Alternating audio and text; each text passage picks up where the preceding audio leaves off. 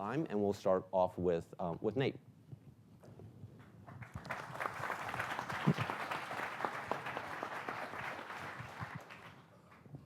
Can you all hear me okay without the mic?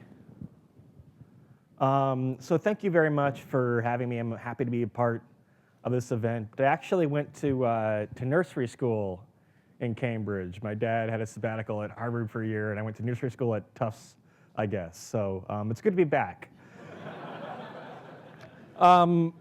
So if I had a bit longer, I have 20 minutes today, I would kind of start out talking about principles and philosophy, and then talk about how we build the model, and then talk about the results. But we don't have that much time, so I want to put the results first, because I know there's a lot of interest in where the election stands today. And then we'll backtrack, depending on time, and talk a little bit about the methodology behind it, and a little bit about some of the questions that having a model like 538's raises for societies, the things we don't like to think about, but there are some implications here.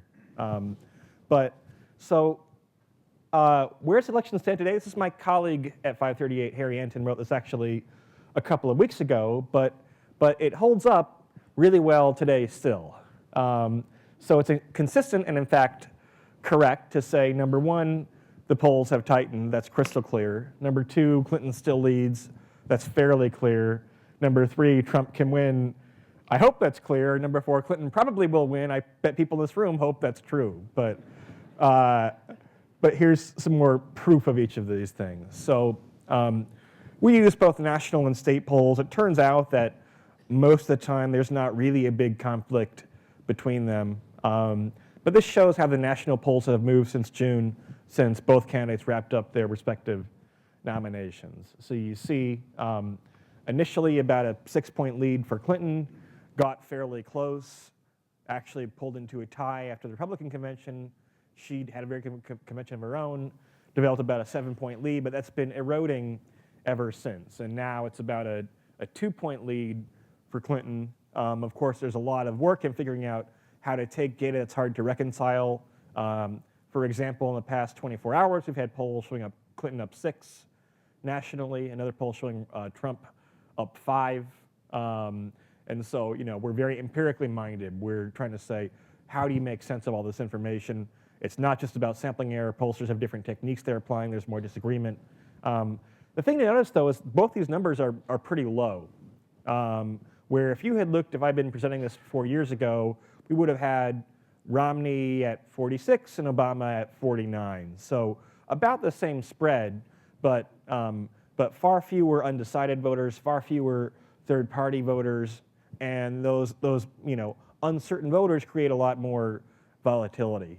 In 2012, you could look smart by saying, you know what, nothing's going to move the polls, everything is baked in.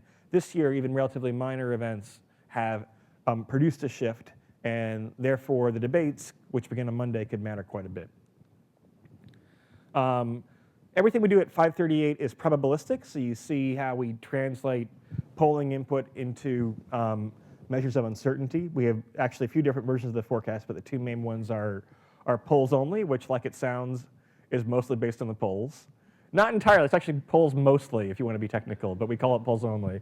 And you see that shows a race where Clinton's about a 57% favorite, I think 58 or 59 based on this morning. This is 24 hours old. Polls Plus blends the polls with an economic index. One of the classic political science conclusions has long been that economic conditions drive voting behavior. People are more likely to re-elect the incumbent party when you have a good economy. And so we have an average economy now, roughly speaking, and so therefore this model is not surprised that the race is close. But there's no Trump factor built in here. It's saying, given a generic Democrat and a generic Republican, you'd expect a close race. And in fact, we have a pretty close race right now, and so it has a close election. Like I said earlier, we also perceive there to be a lot of uncertainty in the outcome, or more important than me perceiving it is you can empirically show that when you have more undecided and third-party voters, you have more volatility and the polls can be off by quite a bit, even on election day. A lot of these Johnson and Stein voters might not really be interested in Johnson and Stein so much as unhappy with both their choices. Will they turn out at all? We don't know. Will they say, I want to make sure I have to vote for Clinton or Trump because I want my vote to count. We don't know, but we're on the side here where we're I guess kind of urging caution to people not to get too far ahead of themselves. The opposite of 2012, when I think we were perceived as being very confident about Obama's chances. But it's important to know, you can build models and you can do the data science, but sometimes the conclusion can be careful, right? It's not always we can solve every problem, not always we can predict everything. Sometimes people are a little bit too sure of themselves in an election like this one, at least based on the data as we see it right this moment. With that said, Clinton does have a lead. You see here a diagram my colleagues developed that we call it the snake, and it shows all the states lined up from DC, which is not a state, and Hawaii, the most democratic leaning states, I think Wyoming and Alabama on the other end, and you see how many electoral votes you add up. And right now, the state that would be decisive would be Colorado. And Clinton is up by about 3 points in Colorado, so therefore what we call the tipping point of the election, she is ahead. But very little margin of error. If you were to lose one of the states on the left-hand side of the graph, for example, New Hampshire, which as you know can be unpredictable, then the whole electoral college map falls apart and she has a bunch of states that she's losing. So she has a good path, but only one good path right now. It's not like President Obama 4 years ago who had multiple routes to secure the electoral college. And here's the graph on a more familiar map. So you can see relative to 2012 some shifts in the electorate where on the one hand, in what I call the ACC part of the country, so North Carolina, Virginia, Florida, Clinton's numbers are holding up relatively well. There's a poll this morning, they had North Carolina tied. Remember, Obama lost North Carolina by a couple of points in 2012, won it in 2008. Earlier when Clinton was riding really high in the polls, even Georgia and South Carolina was competitive. So you see people moving from up here to down there. You see a lot of more college-educated graduates. You see more activated black population, and so that's trending more Democratic. The Midwest, meanwhile, Clinton's numbers have been bad all year, really, in Iowa, in Ohio. So you can see these shifts where it's kind of shifting more to the coast. And by the way, New England's interesting. Maine has polled as a close state this year. That's a state where you have a depressed economy, frankly, and a lot of white working class voters. Good demographics for Trump, potentially. So you see these shifts.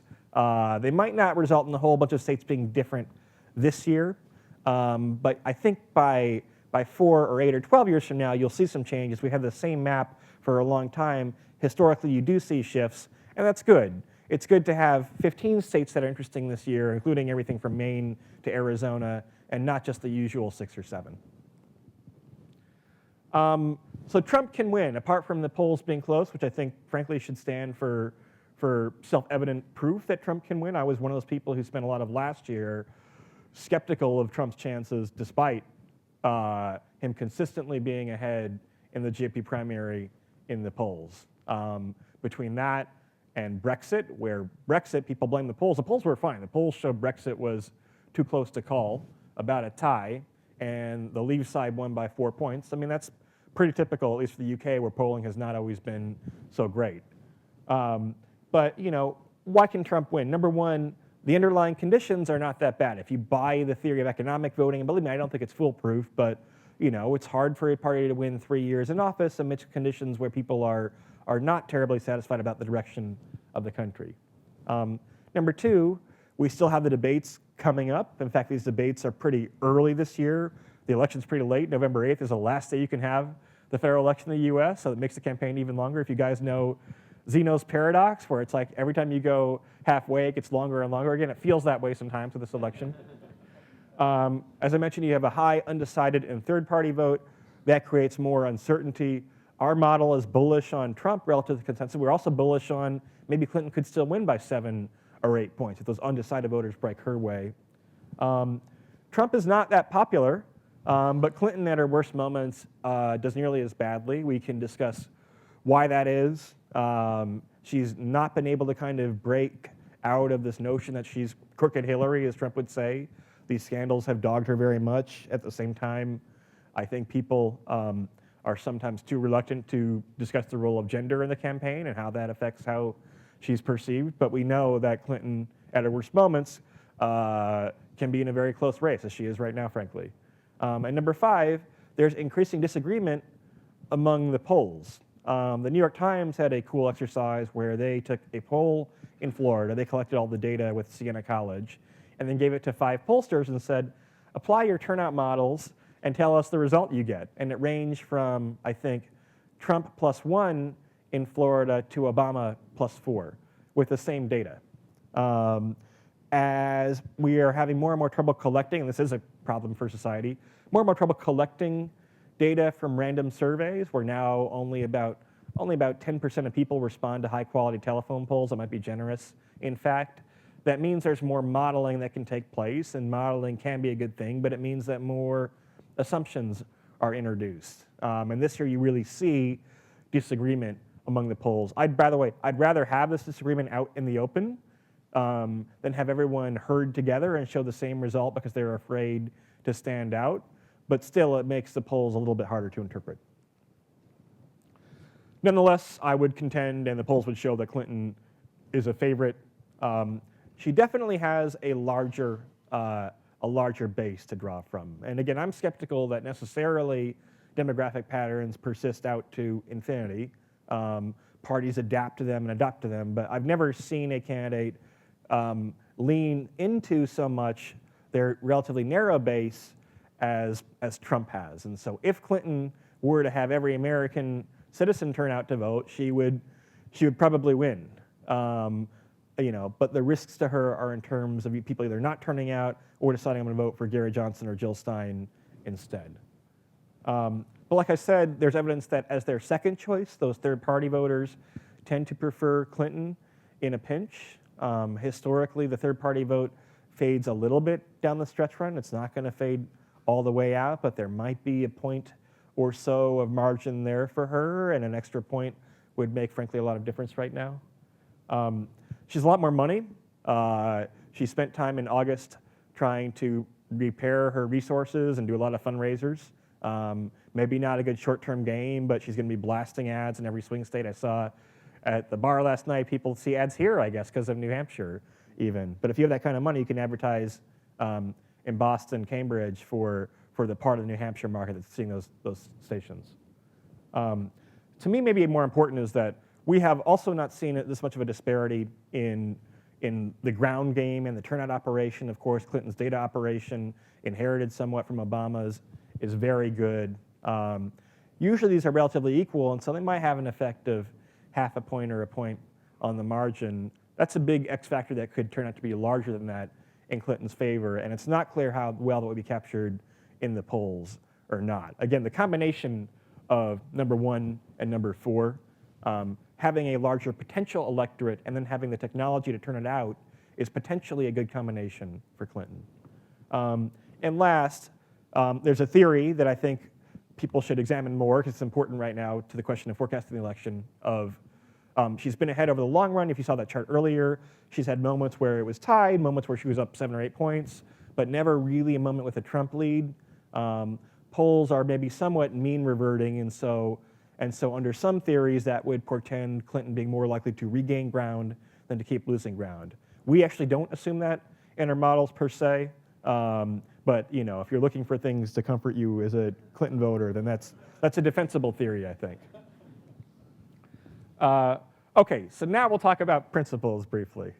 So what's the 538 model do that distinguishes it from other attempts at understanding the electorate? I think the first most important one is that we are using publicly available information.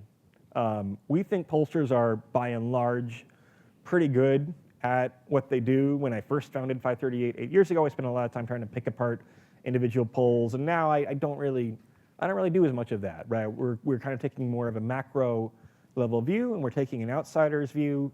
We think the campaigns do smart things, but we also think the campaigns, if you try and talk to them, are going to spin you, right? And the quality of information they give you is compromised by that, and so therefore it's a kind of proudly outsider's viewpoint. All the data that we take is just polls that we find on the internet somewhere, basically.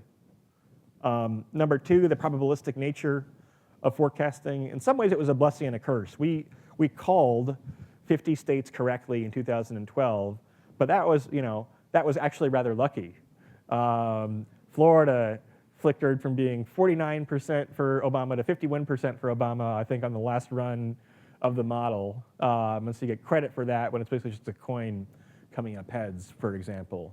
But again, there are times when we are more confident in the consensus, times where we're less confident, but by figuring out, what is that confidence interval, and furthermore, how is it developed? So one of the things is understanding, as I say, number 3, understanding the relationships between the polling in different states and the relationships and the notion of how error is correlated from state to state. This is an issue that kind of came up in the financial market. I'll show you guys a couple of slides. So you see, for example, states are quite correlated from election to election. You see, for example, 2004 to 2008. In this scatter plot, everything moved up because Democrats did a lot better under Obama than under John Kerry. But it really is, quite uniform across the states. Not perfectly so, and over time, the states changed. There once was a time when Vermont and New Hampshire and Maine were the most Republican part of the country, believe it or not. But still, this is really useful information. It allows us, on the one hand, to understand that, for example, let's say we haven't had any polls of Pennsylvania for a while. You could infer how Pennsylvania had moved from polls of Michigan and Ohio and similar states. And that's basically what the model does. So that means that you can actually, we get so much data and taking advantage of all of that. And so that makes our model move a little faster. We don't have to wait for polls in any new state to have a sense for how the race has changed because people are voting in ways that are somewhat predictable based on demographic and geographic patterns. The related part of this is that the outcome in states is correlated, or at least should be correlated. The one kind of fancy thing we do in the model is we use a file that contains, actually 2 files that contain information on a couple 100,000 voters, or about 100,000 between them. One is called the CCES, which is the Cooperative Congressional Election Study done by a consortium of universities.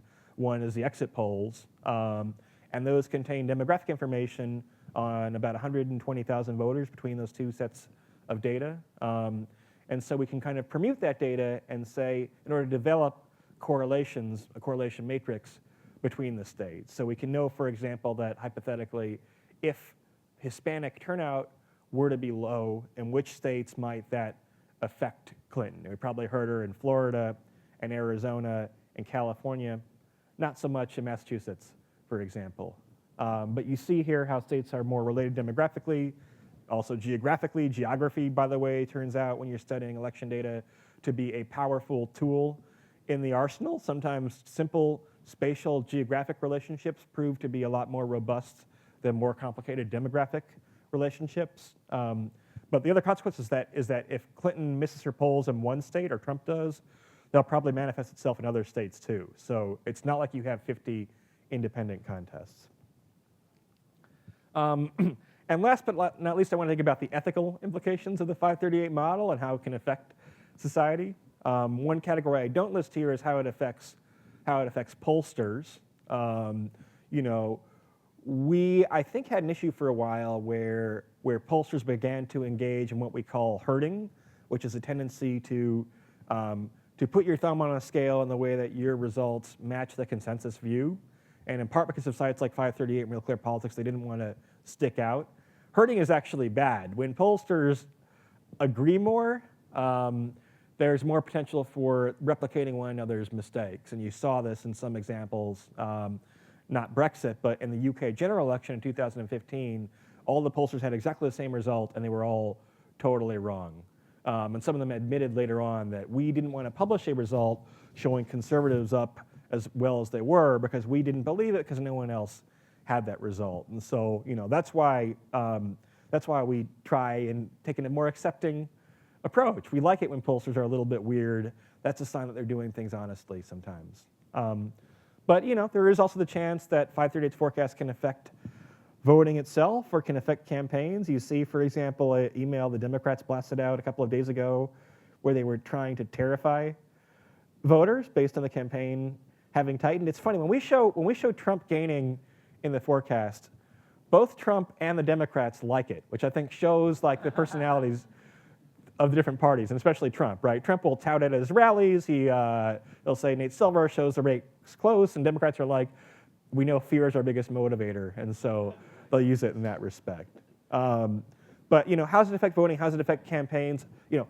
My view is that media coverage of campaigns and of polls can potentially affect things anyway, and so at least having something grounded in collecting data from people at large instead of the reporter's opinion about people, and the transparency part of this is important too. I don't know if 538 meets academic standards of transparency, but we don't publish anything without explaining it in a lot of detail and providing a lot of data in different formats for people, often providing source code, going pretty far down that road where you're kind of publishing not just the end result, but it's how you get there that's important as a narrative and a journalistic tool. If I just see some numbers on a page and I have no idea what they mean or where they come from or why they might differ from someone else's view, then to me, that's not really fulfilling your obligation as either a journalist or as a data scientist.